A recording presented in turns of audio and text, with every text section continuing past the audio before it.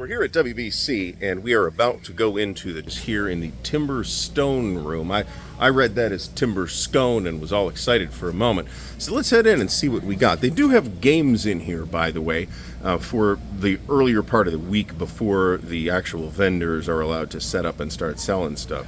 So as soon as we walk in, we're going to see GMT, and up front, you've got all their new stuff, including Tanto Manta and Robin Hood, and one copy left of I, Napoleon. There's a bunch more stuff here.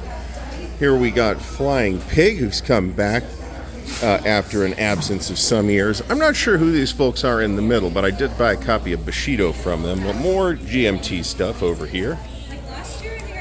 We got some dice and tubes and little markers and all kinds of stuff. More GMT. This here is Worthington. They've got a bunch of their stuff as well, including some of the solitaire game books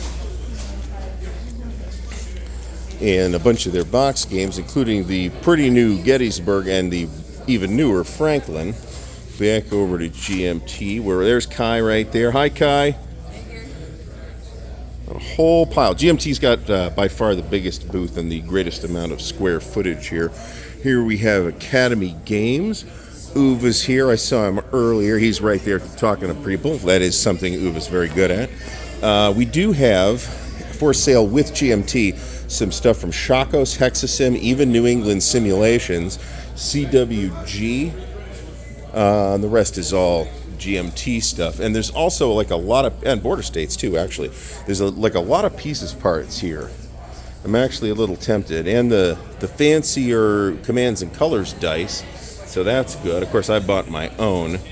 The empty boxes and trays and decks of cards, if you like missing cards or anything, and separate mounted boards. I should probably take a look at this, but I'm not that motivated to do so. We got some Twilight Struggle dice. 10 dice, $1 for the 10-sided dice. But they're the unusual 10-sided dice with 10s on them instead of zeros. More boards. We got miscellaneous counter mix stuff over here, and some more boards and some cards.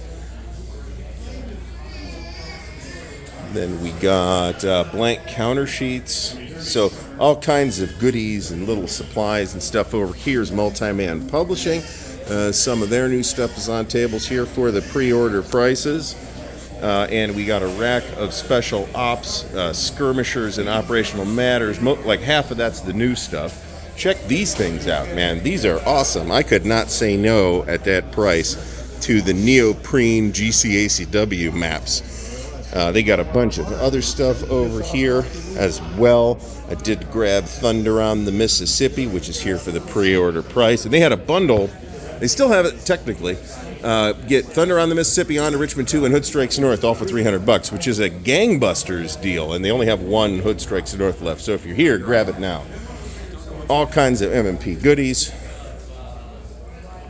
Got some ASL stuff here.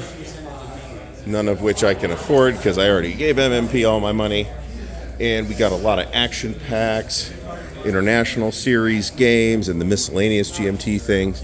Not sure who these folks are either, but they're selling some little lifestyle things. Here's VR Soft, the virtual reality games, folks. They were at Origins. And that empty table over there was actually VUCA Simulations, but they packed up and left yesterday. Now over here, dead center in the room, we've got Blue Panther. So there's a lot to go through here. So we got stuff from the Historical Game Company. We got stuff from Hollandspiel. We got more Hollandspiel, White Dog. More White Dog. And there's a lot of new stuff here. There's Steve from Blue Panther. This stuff is Bill Molyneux games. Greek Tragedy here is brand new. And they're carrying and supporting Against the Odds here as well, which is also pretty cool. These are some solitaire air games from Historic Wings. Haven't seen those. Blind Faith, the Hussite Wars, that's actually quite tempting. All right, so that's basically the dealer's room walkthrough. It's not a huge dealer's room, but there's a lot of cool stuff here. I'll take one more shot on the way out while I blab. The backside of that vendor in the middle here, and they got like a lot of random stuff. But here's a Napoleon at Bay. You see down there, there's a Great Battles of Alexander and a Thunderbolt Apache Leader and a Zero down with the King.